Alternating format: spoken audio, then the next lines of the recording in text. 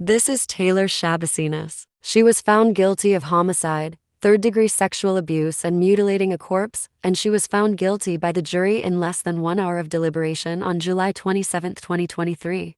Before we get into the case details of what happened in February 2022, let's take a look at the background of Taylor and get to know her. Taylor lived with her parents and brother AJ in Illinois and seemed to be doing well until she lost her mom at 11 years old. The night before her death, they had watched a movie as a family. Then her mom Marla died in her sleep.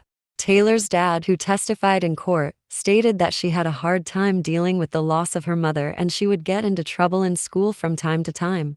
Later on, at the age of 16, she went to live with her grandparents in Texas for a year. In 2021, her father checked her into a psychiatric hospital cause he feared she might hurt herself. Before the baby was born? Yeah. Possibly. Okay. Did you see her at the Nicolay Psychiatric Center Oh, when she was yeah, there? yeah. I'm sorry. It's just so much going on. It's through Brown County. Yeah, I went to take her there myself, actually. Okay. Why did you Yeah. take her there? She just wasn't in the right state of mind. Was she suicidal? Probably. Was she psychotic? Taylor moved in with her dad for a few months in 2021, and he saw her experiencing hallucinations at times.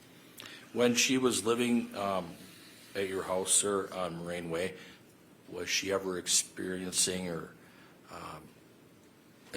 any hallucinations or anything like that? Yeah.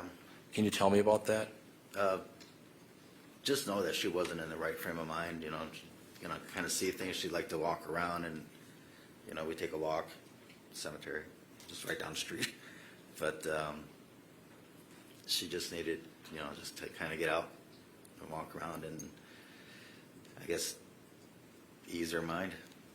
Before Taylor was taken to the psychiatric hospital, she had a husband known as Sworn Shabo, which he changed it to Schabusiness online. Together with his wife Taylor, they shared a son, Mateo, together, but it seemed that the marriage was not all bliss. From Taylor's Facebook posts, weeks prior to her committing the outrageous crimes, it seemed her marriage had infidelity issues. In 2021 also, she had lost her only sibling, AJ, to a motorcycle accident. But did this events in Taylor's life contribute to what happened in February 2022? Let's get into the day of the incident. On February 23, 2022, in Green Bay area, Taylor went to her lover's house, Shad Thyrion. Taylor and Thyrion knew each other since middle school and had been involved in a sexual relationship, and on that fateful night on February 22, 2022, they took methamphetamines and prescription drugs. During their sexual encounters, they used to use metal chains on each other, and on that night, Thyrion reportedly laid face down in bed before Taylor went crazy and repeatedly choked him non-stop despite the fact that he was coughing blood. Thyrion died and Taylor continued to engage in a sexual ordeal with his dead body, then proceeded to dismember his head and sexual organ from the rest of his body using the kitchen knives. Taylor then went on to use a bucket and a tote bag to collect Thyrion's blood, which she then used to shower with. Afterwards, she put Thyrion's head in a bucket and put a green towel on it, then put the rest of his body in plastic bag and cardboard. Thyrion's mom and her boyfriend were the first to find his dismembered body and they called the police. Thyrion's mom told the police that Taylor had met up with her son the previous day and they spent the whole day together in her house. So Taylor was the prime suspect. Taylor was arrested on 23 February, the same day Thyrion's mom discovered his head in the bucket.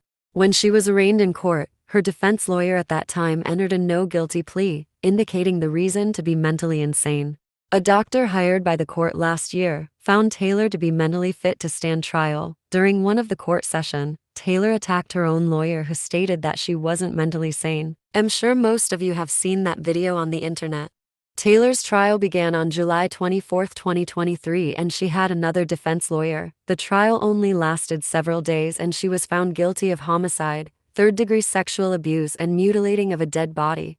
The same jury that found her guilty also found that she didn't suffer from mental illness or defect at the time of committing the crimes. She will be sentenced on September 26, 2023. Her husband Warren stands by her even when himself is in a federal prison for charges of conspiracy to distribute methamphetamine. He is likely to be released on January 2024 or earlier.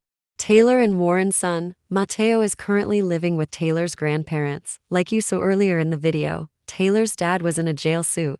At the time of this recording, Taylor's dad is locked up for committing a child sex crime that happened in April 29, 2018. He was found guilty of second-degree sexual assault of a child following a no-contest plea. He was sentenced to 12 years behind bars and 18 years of supervision, and was ordered to have no contact with the female victim. That's it on Taylor's Schabusiness for now. Let me know your thoughts on this case on the comment section. Thank you for watching.